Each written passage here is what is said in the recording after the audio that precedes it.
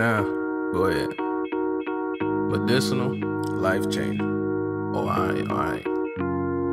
Who this by?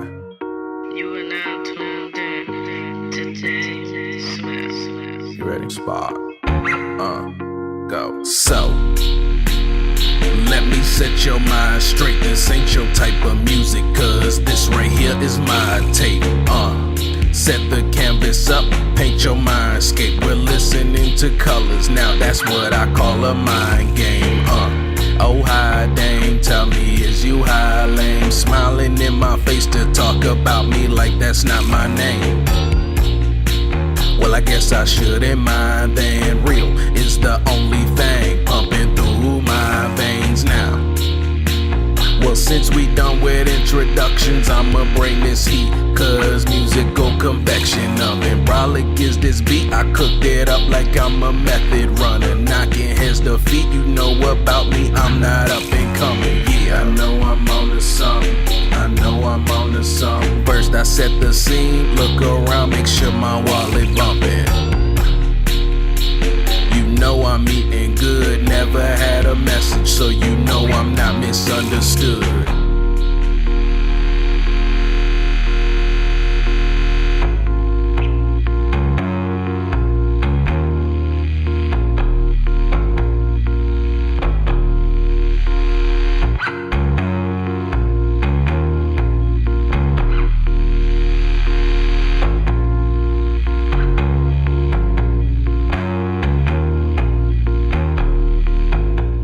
What's going on? It's your boy DameSmiff. What's happening? So, welcome to Musician Talks with DameSmiff. And today's topic is essentially going to be about how stage presence is still extremely important today for musicians and how to actually master it, right?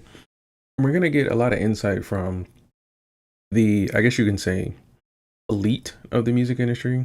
I'll give a little bit of my opinion and some of my experience with, I guess you can say, mastering stage presence. And then we'll also get into a look at how stage presence is actually being changed by the new AI trends here today. So if you're going to enjoy conversations like this, make sure you hit the like button, because that lets people know that this is a dope conversation.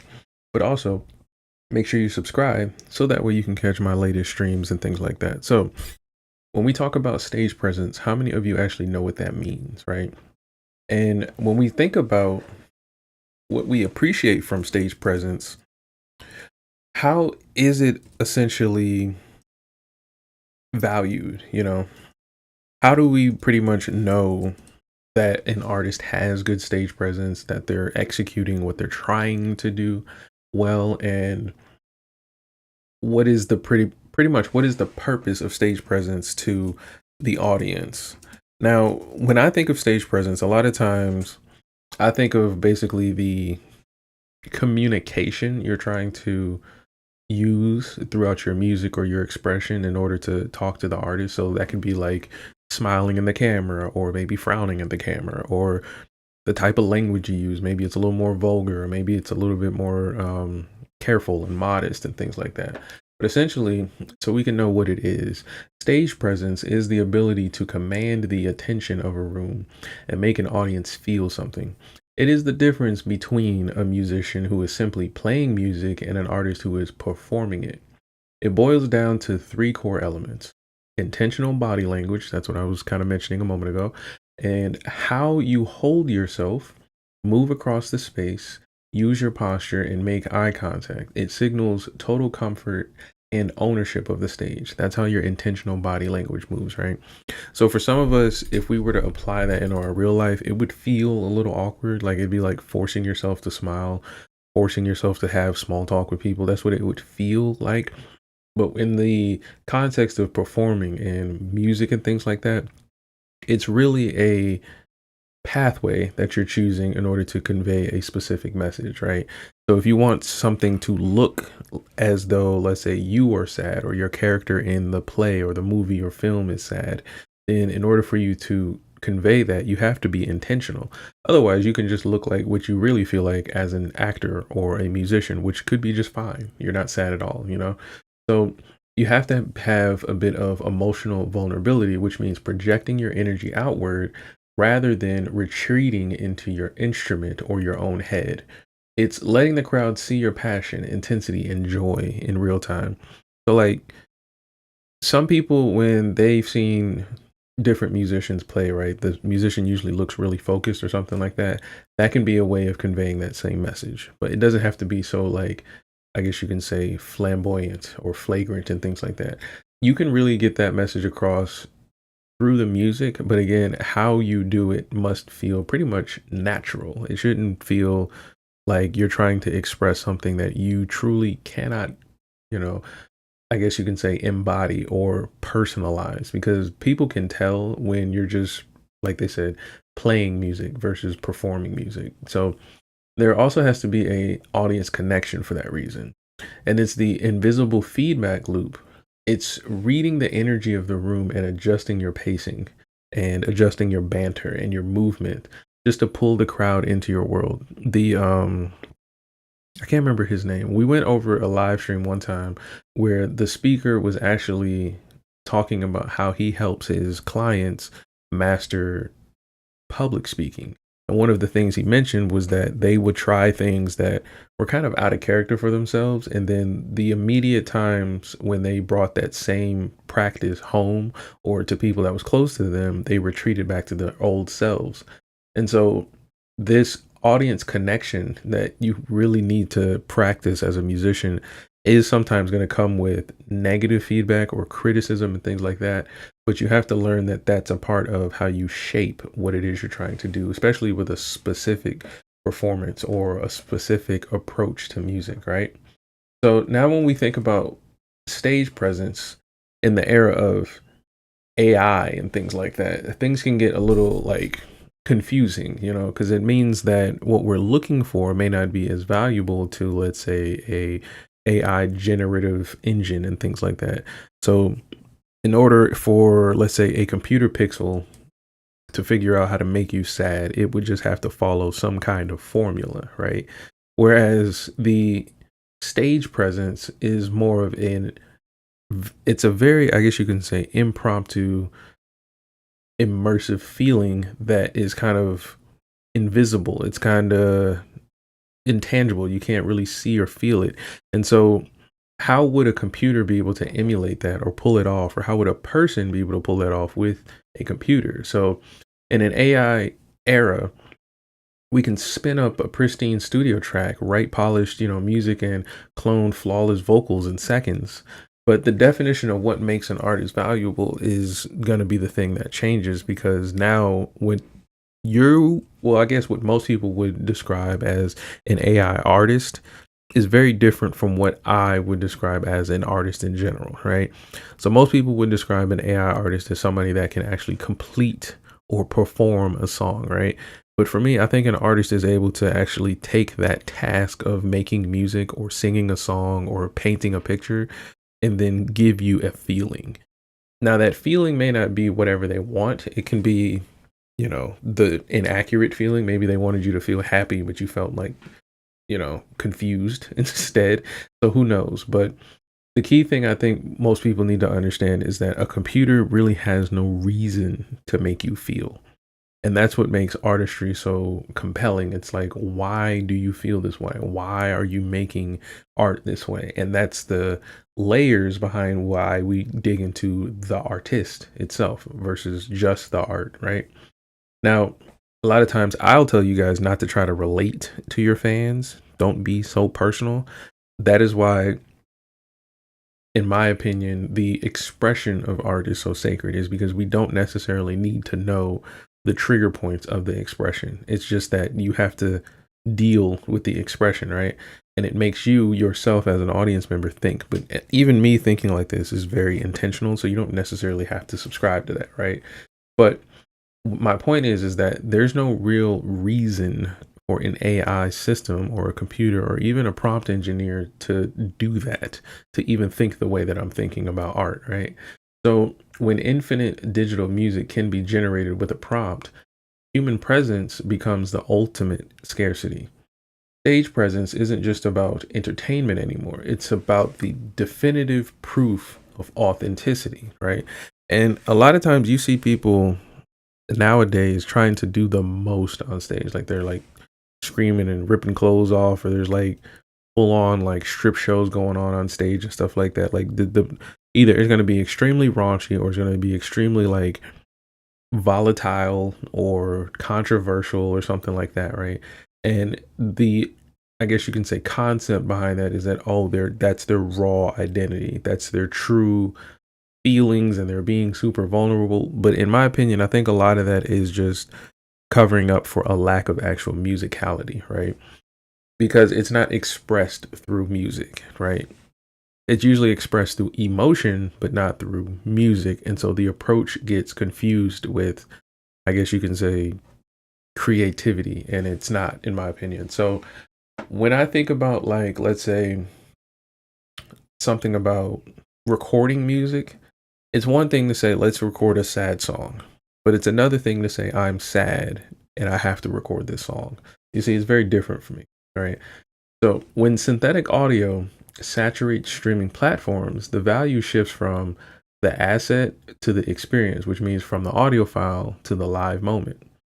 AI is built on predictable patterns and data optimization. It doesn't get nervous, sweat, or have sudden spark of adrenaline.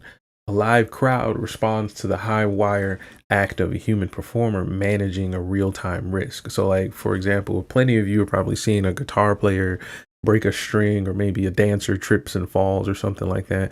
Or maybe on a more positive note, they hit a high note and it goes really well and the crowd starts clapping. Things like that artists and musicians can feed energy off of, but AI doesn't necessarily need to do that, right? You would have to program it to do that, and then even still, it would be manufactured, right? So, recent cognitive and neuroscience studies show that live music activates brain's emotional centers much more powerfully than recorded audio. You can see that with live performances of religious music a lot of times. Stage presence is the vehicle for emotional synchronization. When a performer uses physical movement, pacing, and eye contact, it creates a feedback loop. The crowd feeds the artist, and the artist feeds the crowd, and a temporary, unrepeatable community is built. An AI can mimic a genre, but it cannot read the room's energy at 11:15 p.m. on a Saturday and decide to stretch a bridge or hold a pause for 3 seconds longer just to let the tension build. Ironically, the rise of live performance AI tools actually demands better stage performance. Modern tools are quietly taking over the tedious clinical parts of a live gig. Real time automated sound mixing adjusts EQs and compression dynamically based on venue acoustics. AI driven vocal compressors or vocal processors and smart hardware correct technical anomalies on the fly. If tech is handling the flawless execution of the sound, the artist's only remaining job is to be fiercely, undeniably magnetic. The machine takes care of the math so the human can focus on the magic. Okay. So when we're considering a lot of this stuff, most times when you're looking at a live performance as an audience member, you're not really like categorizing each piece of their movement, saying, okay, what are they doing here to where they're making me feel a certain type of way so I understand what's going on. It's really meant to be felt, not seen. Um yeah, it's not necessarily something you're gonna just see on stage and be like, ah, they have good stage presence. You'll kind of feel it during or after the performance, right? In real time. That's what makes this whole conversation about intertwining AI and computers into making music and alleviating the human from the process of making the music versus utilizing AI to enhance the process of making music, right? For example, like if I wanted to make a drum track, it'd be cool to have AI make a bunch of different versions of the same drum track, and then I just compare and contrast which one I want to emulate instead of having the AI just make a drum track and I use that drum track, right? It's a weird conversation to have with people, but what you'll then notice is that the expressiveness that you want from music is suddenly going to be valued the same across the board because you won't really understand why this song feels angry, why this song feels sad, outside of the technicality of, let's say, music theory and chords and things like that. Like you won't really understand the raspiness of a voice, the trend of a dance, and things like that. So we're going to get into our first clip of the day, and we're going to actually take a step to actually understand a bit more of how the AI systems are going to work alongside a lot of this stuff with stage presence. But we're going to bridge the gap through the rest of the clips as well.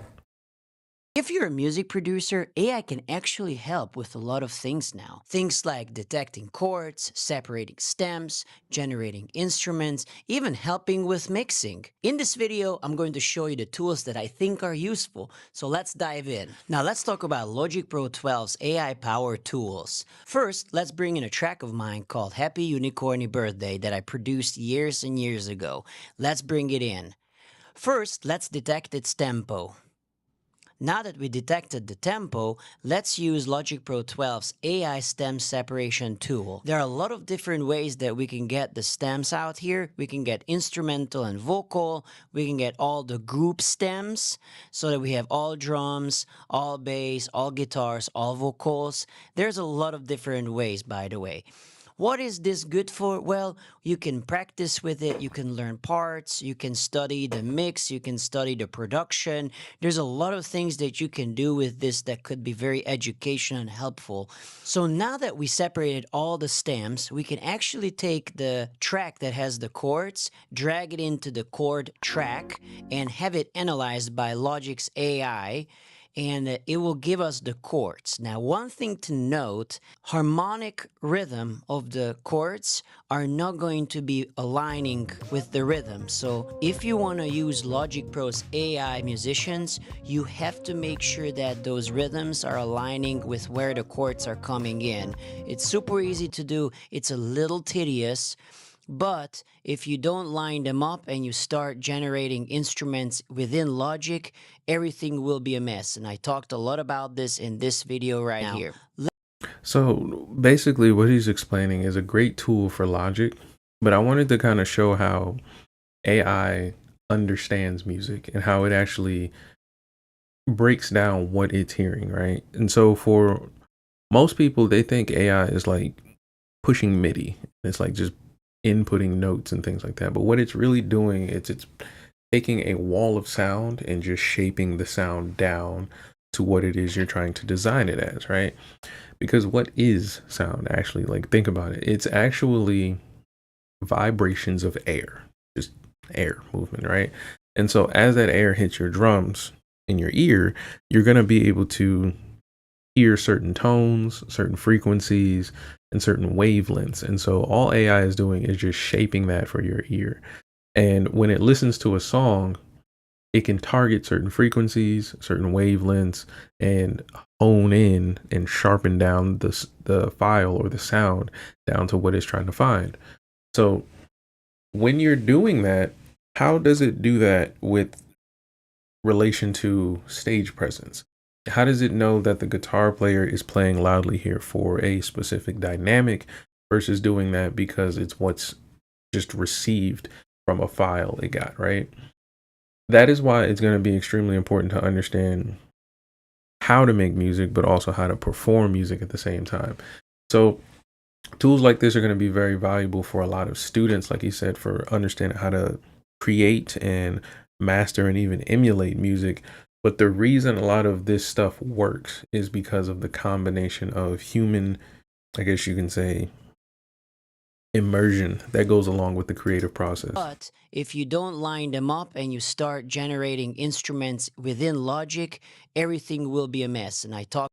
He also mentions how like the AI is actually listening to the chords based on what is represented in the sound and not necessarily what is represented in the rhythms.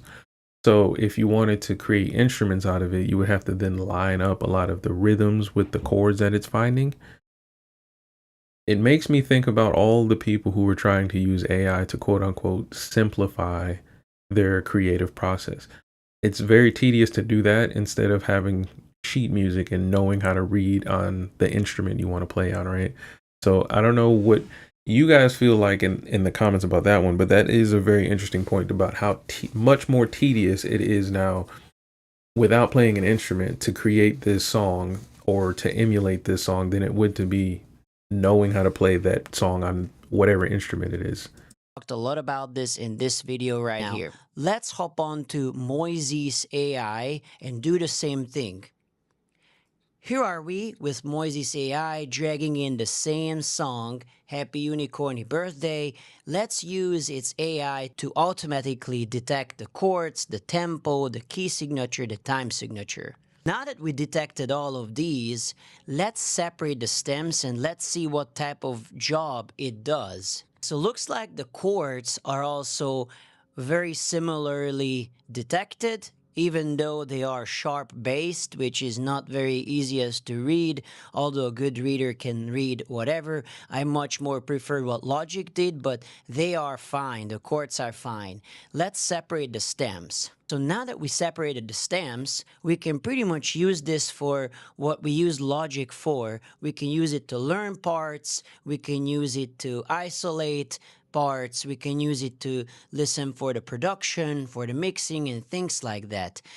And so far, functionally, it's very similar to what Logic can do. So within Moises, you can actually generate stems using its AI, and it is context aware. So now, whatever is not muted is being used for the context. So we can actually create a bass line, we can create keys, we can add reference tracks and things like that to our track within Moises. So one of the cool things that Moises also introduced is their AI singers. So before he gets into the singers, this actually proves how a lot of the, I guess you can say AI music is going to be made going forward when they allow users to subscribe to, let's say, Suno or Udio and be able to make a new track of 50 Cent rapping in Spanish, because they'll be able to just break down a lot of the music that's already existing, scan the vocals, analyze the vocals, and then get the speech recognition system or whatever it does to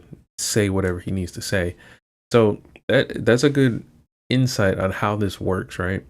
But how do we actually turn this information and this experience and this tool into an actual, I guess you can say, immersion tool for expression or stage presence? What does that really look like? So let's take a look at how somebody actually mastered stage presence, and they're going to explain from their perspective what it really works, or how it really works, and what it really looks like. 21 Pilots live at Southside Festival. Look how they open the heathens by training the audience to get them totally warmed up.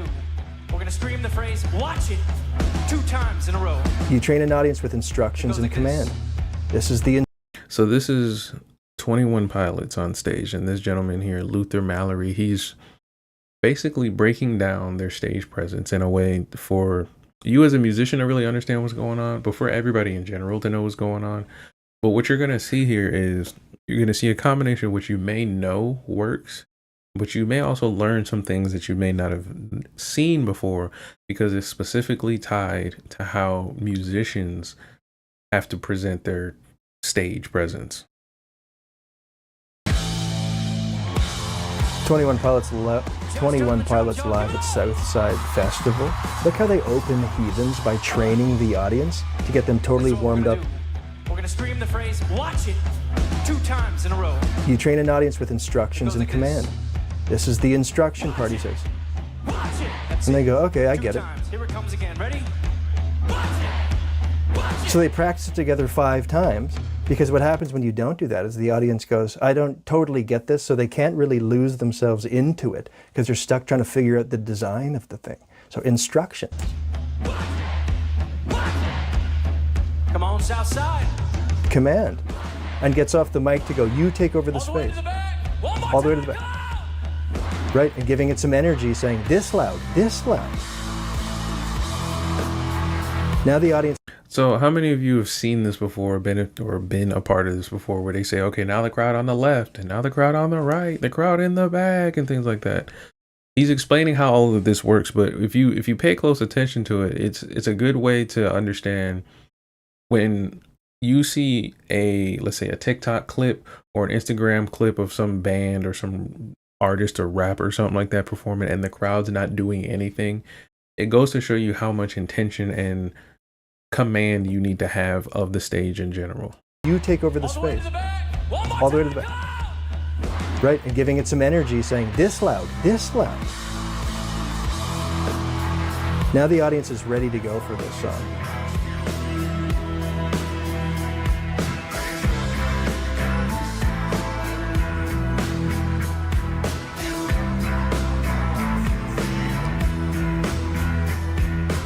Welcome to the room of people who have rooms of people that they love one day. Look at how nonchalant. Just because we check the guns at the door doesn't mean our brains will change. So now slouchy and not physical at all. But still in the external. Look, he's still with everybody, but this is like a guy that you'd meet in the kitchen at 3 a.m. and he's cooking a pizza pocket, right? Look at this energy. He's just totally available, but not putting anything on. Now, another thing he may or may not mention, even though he has this relaxed posture, he still has to perform. So don't think that he's going to sound like you in the kitchen cooking the pizza pocket at 3 a.m. Like, no, he still has to be 21 Pilots lead singer. He's putting on this performance. So it's supposed to kind of make you think that it's a certain vibe, but his actual body is in like a performance mode right now. So the vocals have to be clear. The enunciation has to be clear. He has to be on beat, on rhythm, in tune. All of that matters. He can't like say and then like, you know, spit get caught in his mouth and he has to like adjust. You can't do any of that. It's still a performance. So that's the things you would look for in rehearsal that the fans may not necessarily be looking for on stage, because they're paying attention to the stage presence.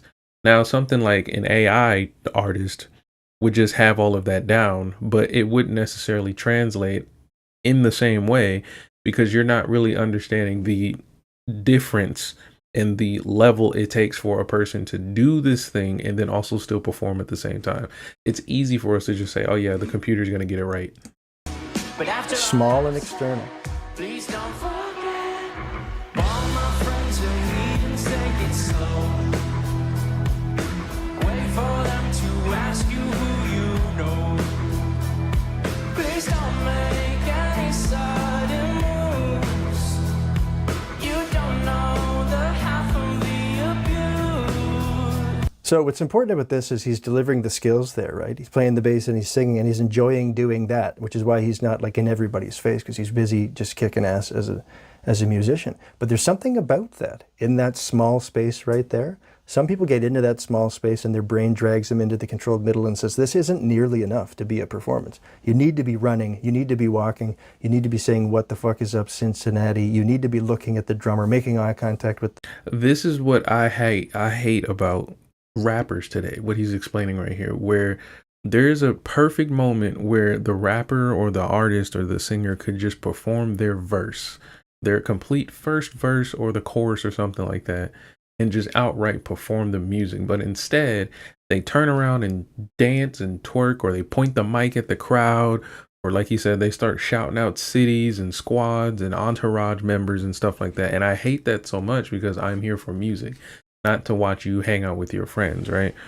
So that's a good point, but I think it's also a point that can really be driven home, because we're talking about an instrumentalist, where his job is kind of like about his body playing an instrument, versus the people who don't have a reason to move their fingers other than to annoy people outside of the music. His face, because he's busy just kicking ass as a musician. But there's something about that, in that small space right there. Some people get into that small space and their brain drags them into the controlled middle and says, this isn't nearly enough to be a performance. You need to be running, you need to be walking, you need to be saying, what the fuck is up, Cincinnati? You need to be looking at the drummer, making eye contact with the people, right? No, you don't.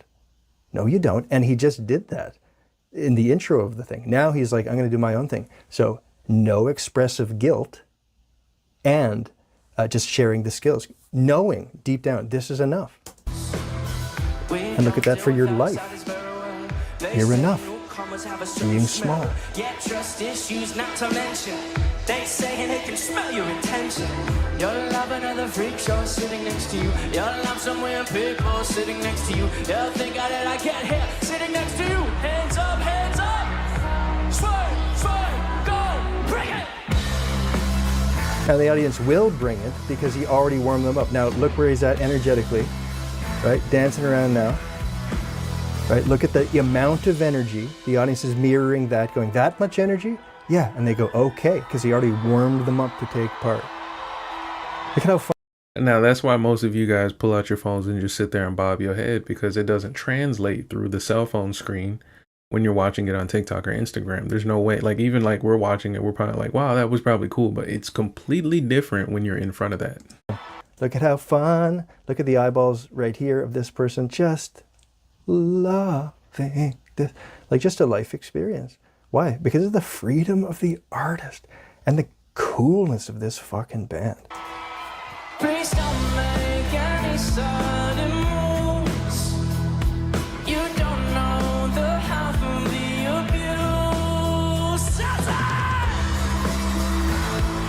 Good. And so where Josh Dunn is at is really big physically, really like, so it's not that. Like I can't even get to that unless I warmed it up for 1 minute sort of and got to where he's at with that.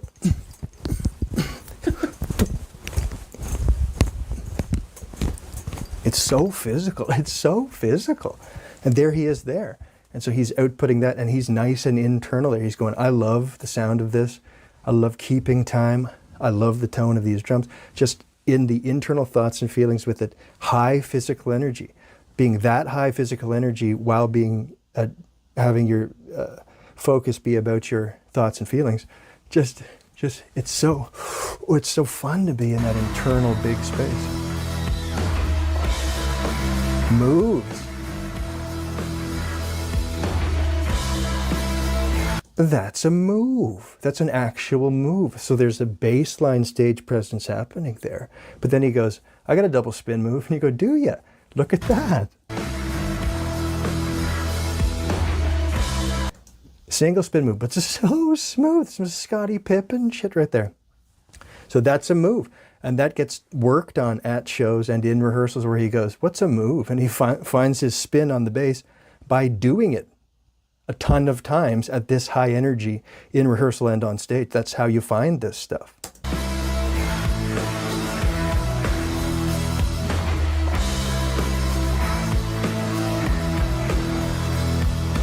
Why'd you come? You knew you should have stayed. Fun little design choice for Josh. Tried to warn you just to stay away. Let's hop on the beat, boda beat bop stuff. Now they're outside ready to bust. Again, And now they're outside. we saw this before with Bieber. There's a carousel, we even called it out. Imagine performing with a carousel in the background. That is sick. Yeah, a lot of this is pretty much how you convey this energy to the audience, because just the visual itself makes a visual for the people watching the film. But it's also a thing that the people in the crowd, how the lights change like that, the crowd is actually sitting in darkness while the only lights they see are coming from the stage. So it does make a completely different emotion. But yeah, it's a very, very important thing to pay attention to. And like you said, in rehearsal, you're practicing these things and like sharpening these things at that level, because if it's not at that level, it's going to be even lower when you try to get this big crowd to move at a lower level. So let's get into our last clip of the day, and then we're going to get you guys out of here for lunch. Now, this one is actually going to be more so about stage presence from, I guess you can say, a more singer directed perspective and not so much a large amphitheater perspective. So let's get into it. Hey guys, I'm Jenna from Publicify, and in this video we're going over 6 tips you need to know to improve your live performance and stage presence to better connect with your audience as a band or musician. Let's get started. The first tip is to stop being so self-deprecating on stage. Let's set the scene here. You're at a gig and a band is about to start their set. When they go on stage, they look meek and unconfident. They introduce their first song, but mention that it's brand new and will probably suck. The song turns out great, but the energy is kind of dead now with that negative sentiment they started off with. Then throughout the set, they just keep going with one self-deprecating comment after another. My voice sucks today, or I'm sure the next band will be much better. The crowd is now officially feeling very awkward, and they won't be able to fully enjoy the music even if you're really, really good. This happens all the time, and it's killing your stage presence. I completely understand that it can be a result of stage anxiety, that you don't mean to go on stage and be so self-deprecating, but that's just what you naturally say when you're so nervous in front of that crowd. But you need to act like you're doing the audience a favor by performing for them. They came to watch you, and you need to present yourself in a way that makes them feel like that was a good decision.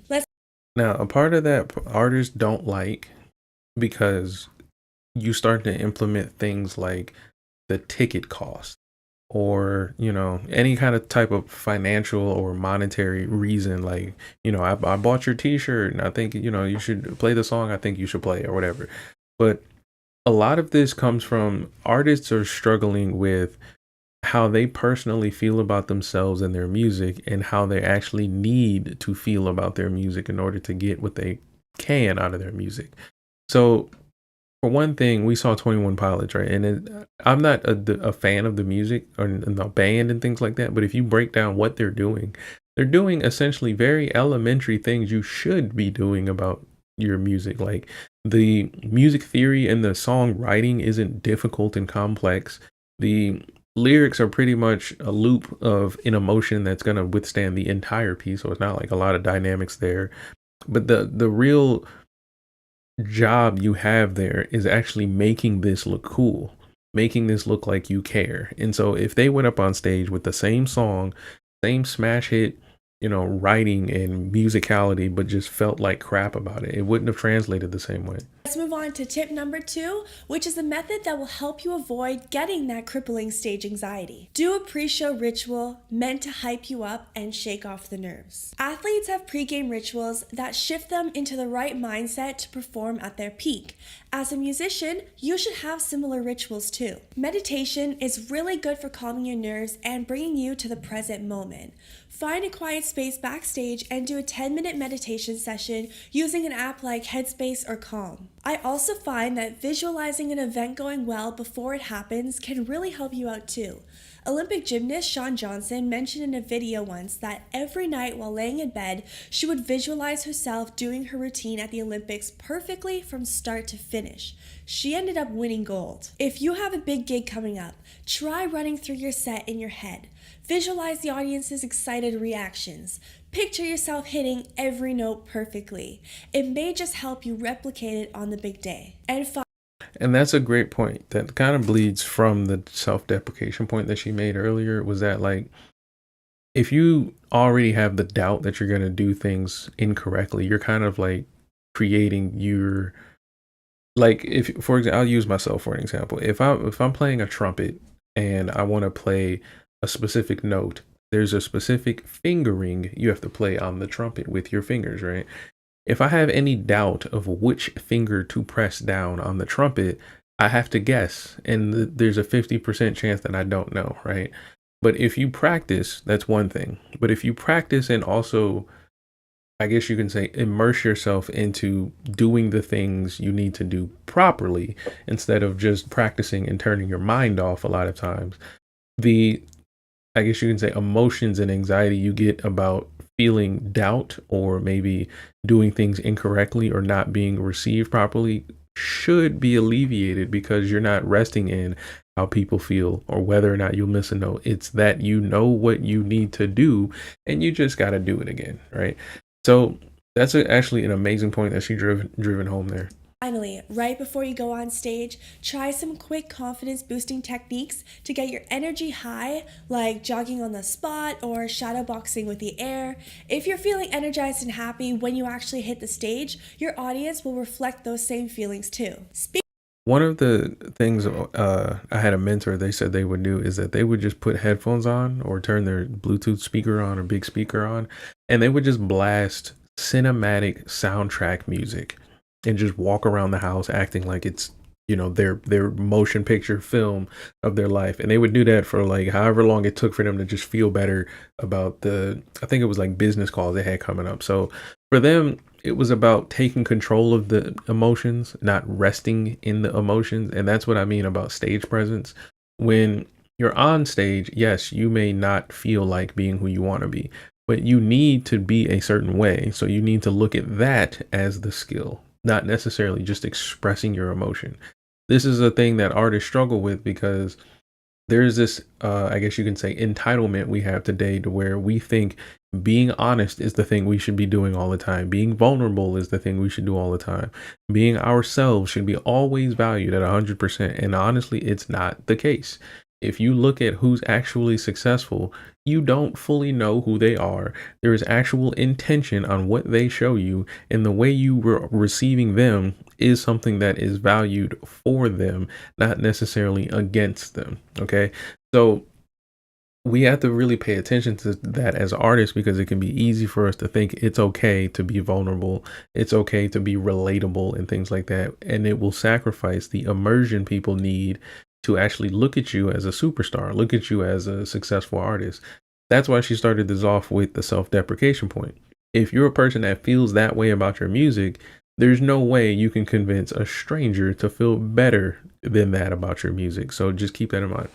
The other point I have here too with this is that some people I know, they have these same feelings just throughout the day about work or maybe a chore or a task.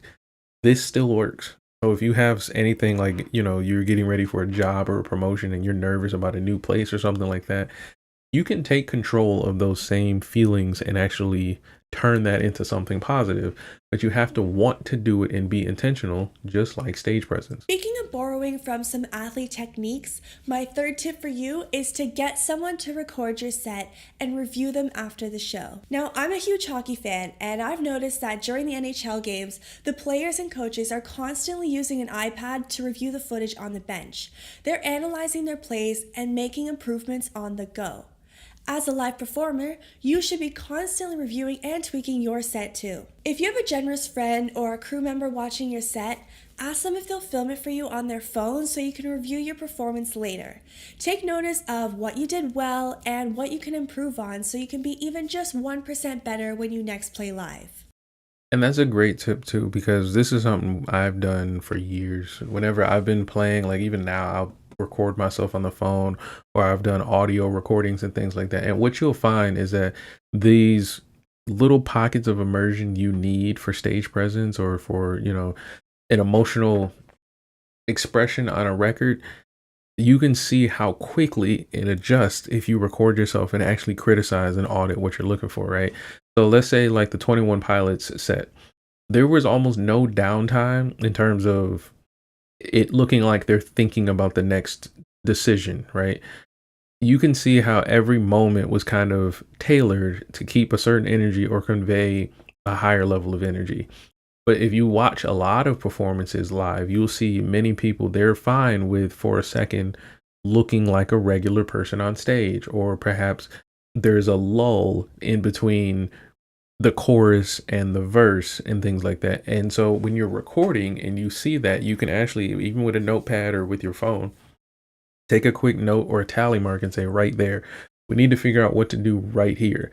Whether it's a vocal expression, like how in 21 Pilots video, they were doing a lot more screaming and stuff like that in certain parts, or it can be a spin move, it can be a dance move, it can be, maybe we have to change the music a little bit. Maybe a big thing you'll see in Beyonce shows is that they add a whole bunch of music and stuff to that, is for this reason. It's because you almost don't know what's coming next, but what is coming is actually planned, and it doesn't have any downtime. So you're not thinking there's any boredom, there's any lags or anything like that. So now that I've pointed that out, the next time you watch a Beyonce live performance, pay attention to how much has changed from the album to the live performance, and then think about what I just said. One thing I've noticed when reviewing the footage from musicians I've worked with is that they needed to work on their talking points between songs. And that brings us to tip number 4, which is to have a short intro story prepared for all of your songs. I was watching a gig recently where the singer on stage introduced every single song with a short story about how it came to be. The stories were only around 30 seconds long, but they made the listening experience so much better. As an audience, we were already connected to each song before it even began. It made the performance really memorable. A huge part of having good stage presence is keeping the crowd engaged in between your songs during those silent moments. These parts of your set should be rehearsed and tweaked just like you do your actual songs. Tip number 5 for performing live is to decorate your stage. Visuals are important when you're performing. Not only does it make your set more interesting to watch, but it shows the crowd that you're a professional band and not just amateurs. You can find cool visual elements to add at lots of different price points. You can start by just wrapping some Christmas lights around your mic stand or adding some nice flowers and props from the dollar store. If you want to step it up a bit, you can invest in a banner with your band name on it. I was watching the band Fleece play recently and I was really amazed at their lighting setup. They had this panel of lights that would flash to the beat of the music and change colors. Their music was really good, but the lights took it to a whole new level. And my final tip for improving your live performance is to give your audience a call to action. A call to action is the next step you want the audience to take after the show ends. This means letting them know they could buy some merch and telling them how to connect with you afterwards. At some point during your set, you should mention where your merch stand is, what time you'll be there after the show, and what you have to offer. Merch is a huge income stream for musicians, so it's a must that you mention it. These are great tips, and I think for the call to action thing, that should still feel immersive too. So I don't know, you do have to be super creative on how you pull that off, but like it wouldn't feel like a straight up call to action. It would actually feel very, very natural, but that's a great point too. But yes, this is stage presence in a nutshell. And for all in all sake, I think AI is going to have a hard time trying to convey this because the metric on which you value an emotion or you measure an emotion, I think hasn't been tapped into yet. I don't think we're able to understand like, oh, this is really sad versus super sad. You know, I don't know if we can tell, you know, an artist is super enthusiastic about their performance or that is just the technicality of performing for them, you know. So all in all, I think this was a great show. We'll be live streaming again Friday morning for you guys, but we will get you guys out of here for lunch. This was Musician Talks with DameSmiff. Make sure you're subscribed so you can see all my other videos. I have a bunch of new content coming up and a huge